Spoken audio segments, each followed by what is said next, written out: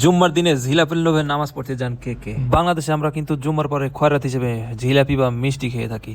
তো বিলাসবহুল মধ্যপ্রাচ্যের দেশগুলোতে কি দেয় তাই দেখবো। শুধু জুম্মার দিনই নয়, এইসব দেশগুলোতে প্রতি উক্ত নামাজে পানি দেয়। এইসব পানিগুলো কোথা থেকে আসে, কে দেয় এবং কিভাবে দেওয়া হয়, আজকে আপনাদেরকে বিস্তারিত দেখাবো।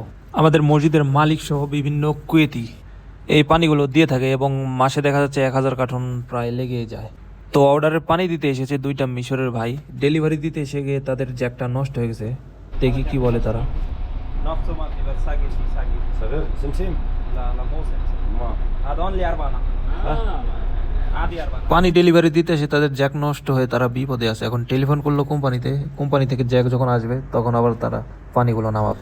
পানিগুলো আসলে ক্যাশ অন ডেলিভারিতে আমাদের কুয়েতি বা মসজিদের যে মালিক সে দিয়েছে, তো টাকা আমাদের হাতে দিয়েছিল, আমরা টাকা গুনতেছি। এখানে প্রায় আজকে 1000 কার্টন পানির দাম বাংলাদেশি টাকায় প্রায় 1,40,000 টাকা।